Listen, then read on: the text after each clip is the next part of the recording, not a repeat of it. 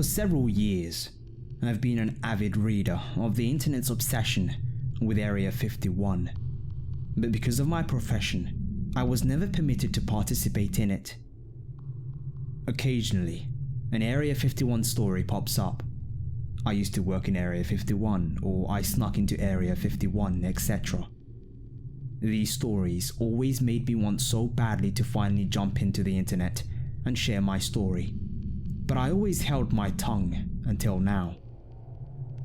Using a series of proxies and all kinds of networking jibber jabber, I think I'm in the clear making this post. I won't bore you with the details. I'm here to share my story, to correct a lot of the misapprehensions and legends about the most infamous military installation in the world. I'm doing this now because even if I get caught, I have a really useful insurance policy. I'm seriously ill, and not likely to recover, and I've got no family that I'm in contact with that could be retaliated against. There's nothing anybody can do, I think. There is no such thing as Area 51. Sorry. And the fact that it's the golden egg of conspiracy theories worldwide is exactly what the US government wants. And I don't have any of my thoughts organized, so I'm going to break it down in the following 4. Number 1, Groom Lake. Number 2, Paradise Ranch. Number 3, Edwards AF Extension.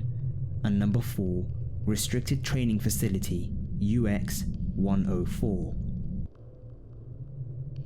These are a few names for the places you know as Area 51. I don't know much about its history, but essentially, it was intended by the US Air Force to be a secret weapons testing facility during the Cold War. It had a few on-site extensions. One of them was for developing experimental rocket and jet engines. One was for training contingents of troops for nuclear warfare and post-apocalyptic survival, etc. But much like the third Star Wars movie, the site and its purpose got out around the time of the Roswell incident, and a media frenzy popularized the base. The government tried at first to quell speculation about it, but then adopted another strategy: feed into the hype and simply move the base a few dozen miles away. Today, Groom Lake, also known as Area 51, is a small but functional military airport and base. It's got a bunch of bunkers mostly housing low security servers, and some munitions tests are performed there. Staff are regularly moved in and out, mostly folks who are low on totem pole and trying to climb up the ladder to the real facility. There are some very outdated nuclear fallout shelters that are still maintained and used for storage. The facility consumes an enormous amount of power, and everything possible is done to make it look like a well-guarded military base that is engaged in some huge secret operations. The employees really do fly there every day from Las Vegas on conspicuously inconspicuous jets marked as Janet, sometimes referred to as just another non-existent terminal. And they want you to notice and wonder. They want you to wonder where those jets are going. And they never want you to spend 1 second thinking about where they came from. The real Area 51. This is the most exciting part, because as far as I can tell in my limited and clandestine researching, nobody has ever divulged the real secret before. It's pretty highly guarded, and they straight up murder people who are stupid enough to share it. Murder isn't even the right word. They erase people from existence, sometimes entire families. That's why the government freaks out when they find that one of their employees is terminal and has nothing left to lose. And it's why, if you're an employee there, you only see their doctors, so that they know about your health before you even know about it. They want you to die real quick of a sudden heart attack, so that you never have a moment to think about how you might do a public service and air their dirty laundry. And sometimes they induce those heart attacks when they determine you to be an HMT, or health motivated threat. But I didn't need to see a doctor to know that I'm suffering from the same malignant tumor that killed my father, glioblastoma multiforme. Every 3 months we get a health evaluation, and every 6 months we get a CAT scan. I simply didn't report the very damning symptoms this past Evel, and I'll probably be gone before they scan me next. I really wanted to do this instead. Maybe just to be the first, I guess. The only other thing I've done with my life is fix computers. The real secret military base is McCarran International Airport in Las Vegas. The history of the airport was always bound up in military involvement. Before and during World War II, the Army Corps of the Engineers and the Air Force were building, storing, training, and doing all sorts of things there. Basically, the government and its corporate benefactors in the military-industrial complex, of course, acquired full ownership of the airport around the time Area 51 and Groom Lake exploded in the public eye. It was a rush job and a simple solution. For all intents and purposes, McCarran is an airport. It moves civilians in and out and all over the world, just like any other airport on Earth. But its subterranean operations are really something else entirely. First of all, you have to understand the structure of this military base. It serves ostensibly as a business of public transportation. Every single aspect of the base has dual functions. This is called masking, and is deployed with remarkable effectiveness at McCarran. To name a few examples, the constant takeoffs and landings of airplanes providing some camouflage for cutting-edge engine tests. The public completely ignores these sounds and dismiss them as the standard cacophony of airports. Some of the jets themselves are even equipped with technology under test, while others are used to transport hundreds of government employees dressed as vacationing civilians. At any given time in McCarran, up to 6 of the gates are filled with employees of the highest echelons of the US military and government. They sit around on their iPhones, dressed as college kids in their pajamas, or weary businessmen, and they're paid to look the part. The entire base is heavily guarded by plainclothes soldiers, military police, tactical specialists, counter-terrorism forces, and all kinds of soldiers scurry about the airport dressed like cops, airport security, and desk attendants. Their weapons are usually concealed sidearms. The real firepower is packed by the boys waiting around underground. Assault rifles and armor-piercing weaponry is stored around the airport's public spaces in various places. It's not hard to do because nobody's looking for it.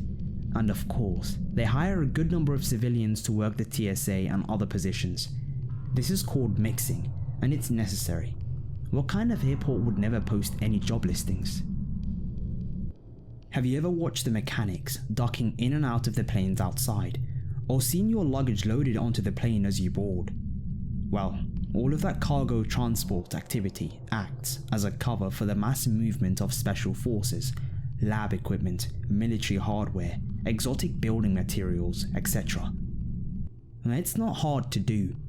They drive one of those rigs by, with all the luggage spilling out of it, and then you instinctively don't question what's on the other 4 rigs behind it. We even have mix-ups and spills occasionally, and nobody bats an eye. You're always exposed to some level of radiation while flying, and McCarran, by the way, is why the standard of safe exposure is set where it's at. But excess radiation from weapons testing is vented into the earth and out of the nearby desert. Having an airport to explain the radiation is an effective means of riding the base of nosy folks with Geiger counters. But the true genius of this top secret military installation is at the largest scale. The base was built under an airport because of the enormity of its power consumption, but it consumes a lot more power than a regular airport. It was built in a city that consumes a tremendous amount of power, Las Vegas, so the base is hidden from view. Even on the electric power grid, Area 51, not so much. And that's on purpose. So, if Area 51 is a distraction, what do we call the real one? It has many names, but it's usually referred to as the Nexus. That's an acronym, but not many people know what it means. Not even me. Everything about the Nexus, from its operations to its structure, is compartmentalized. That means everything is need to know, and virtually nobody knows anything more than their own specific task. You could work in an office in the Nexus doing something like accounting and never have one single clue what the woman next to you does, or the guy down the hall. They say not even the president knows exactly what's going on there, just a few generals and some dudes in the CIA. The business culture here is insane. It's like North Korea.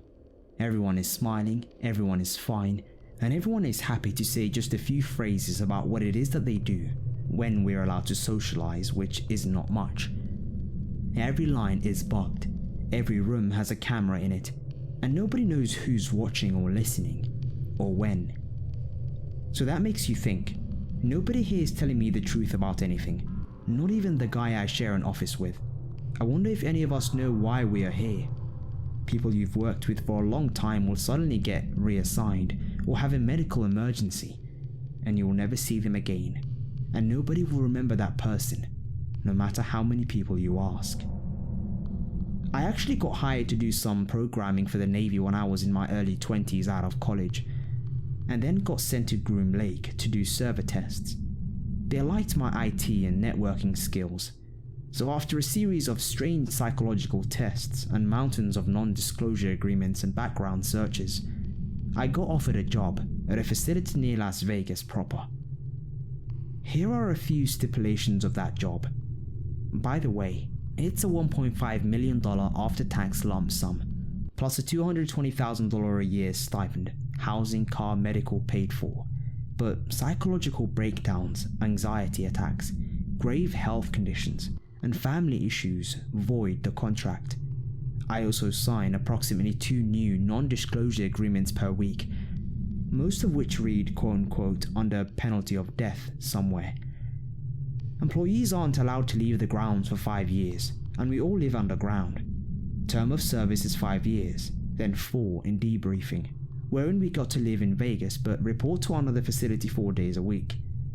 We are discharged and observed for the rest of our lives. Our passports are permanently void. We cannot ever leave the continental USA. I heard a statistic that 20% of former employees commit suicide. I don't know if it's true, but if it is, I bet it's actually quote-unquote suicide. The base is underground.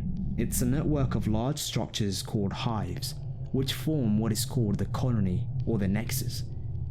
We make lots of Resident Evil jokes, by the way, except unlike in that movie, the government doesn't try to make its employees feel comfortable with fake forests and windows overlooking digital cityscapes. It's a dark, dreary, Soviet-style labyrinth of halls and bunkers, replete with all sorts of submarine-like features, water and airtight hatches, trapdoors, reinforced blast doors, etc. The only exception are the office buildings inside where chair moisteners like me work. They look just like the office you work in, except the men with guns standing guard 24/7 everywhere, looking over your shoulder. Oh, and the beautiful, almost surreal glow of the cutting-edge laboratories that pack the lower levels of each building. I've never been in them, but I've passed by a few times. There are 4 hives to my knowledge, although I wouldn't be surprised if there were more. I work in Hive 1. I run some of the servers with a few other guys on one particular floor. There are 16 floors on our hive, but we monitor and maintain all of the servers in Hive 1, so we move around a bit. I've gone to skim some of the data that passes through, and from what I can tell, we're the most boring hive. I've compiled the following list based on the things that I've intercepted on our network, and also from hearsay from other co-workers. The Nexus has multiple networks, and they're all decentralized, but there are some ways in which they communicate, and it's via those lines of communication that I'm privy to some sensitive information. Here's what I know.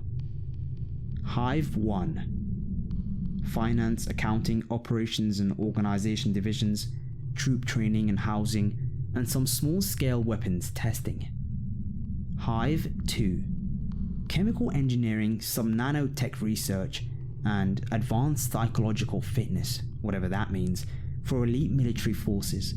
Probably Black Ops stuff and how to survive 30 years in solitary confinement at a Siberian prison. I also have a reason to believe that this is the hive where the bigwigs meet and live. Hive 3. Upper levels, bioweapon and disease research and testing. If the government has zombies, they've got to be here. I've wanted to make so many zombie jokes over the years, but I never know which one of my co-workers is a rat. Lower levels equals advanced space travel and space warfare technologies, particle engines and gravitational beams, and the like. Guessing, no real evidence, of course. Science fiction stuff, basically. I once saw an email with all sorts of coded language marked A to B, which is widely believed to refer to astrobiology. That's alien life. Maybe it's just some single-celled organisms or fossilized plants from some meteor, or maybe it's something much more advanced. Whatever it is, there must be some reason it's not on the upper levels with all the biologists. Hive 4. This is total informational blackout. Hive 4 is weird. There are encryptions and firewalls and network security features protecting this hive that I've never seen before, not even on top secret Navy projects that I've worked with in the past, and being very non-specific in the language that I use to describe our server clusters and networks, because I don't want to tell them exactly who I am. They'll eventually find out anyway. But there is a widely whispered rumor about Hive 4. Allegedly, the most terrifying thing in the world is in that structure on floor 15. There are a few unusual things about Hive 4. First of all, none of the top brass has clearance to get in there. They access it remotely via video feed in their conference rooms, and materials are often transported from 4 to 2 for physical review. I don't know why our bigwigs won't go into 4, but maybe it's because it's too dangerous. There was one guy who worked in Hive 4 a few years ago when I first arrived, and he caused the first Nexus-wide lockdown that I've ever seen. He was being escorted through one-thumpers, what we call the squads of black-booted soldiers that grant access to different hives. And then he started shrieking about IDAs. I didn't hear his screams, but I heard the gunshot while I was eating lunch. They put a bullet in the back of his head before he could finish his sentence. IDAs, by the way, are interdimensional anomalies. I have no further information on what those are. Another thing I've read minimally about are the twins. I don't know who or what these are, but they're the above top secret gem of Hive 4. It's treasonous to even correspond about them on our secure networks unless they are clear to do so, and only 4 employees are. I've only seen a few things about them. One was a medical record, no vitals, unusual vocalizations that manifest hallucinations and psychosis in nearby employees, and skin that produces violent nausea when touched. The document was basically speculation that the skin functions much like the Australian stinging tree or a jellyfish. I read documents about people who worked with them as well. In Hive 4, a woman was remanded to the psychological ward after being in the same room with them, and a soldier who stood outside of the laboratory where they are kept basically killed himself. Specifically, he peeked inside during a routine access and began bashing his own brains out with the butt of a pistol while singing an Irish folk song. The woman who was remanded to the psychological ward was even weirder. During breakfast with her colleagues, she grabbed a fork, stood up, walked out of the mess hall, stripped all of her clothes off, blinded herself in both eyes with the fork, then somehow managed to make her way all the way up to floor 1, where the access corridor to Hive 3 is located. How she managed to operate the dozens of keycard readers, passcode boxes, and retinal scanners is still under review. The last email regarding her was sent in 2012, about how she sits in the dark of solitary on floor 11's psychological ward with a permanent and blissful grin on her face. One of my colleagues, whom I trust, told me that he saw the twins once through hacked access to a video feed. He said they are woman-like, about twice as tall as a full-grown man, with unidentifiable black growths dangling from their heads like hair but thicker, and they basically float a few inches off the ground and drag their toes lightly as they move. He never saw their faces, but he claims that they appear to distort reality, or at least the video feed, in such a way that space looks bent around them. Perhaps these are the IDAs that the earlier dude was screaming about. This is all I have for now, but hopefully the world knows the truth someday about what goes on down there. We're all basically prisoners. We have very limited and supervised access to the internet, so if you don't hear from me again, assume they figured me out. My name is Felix.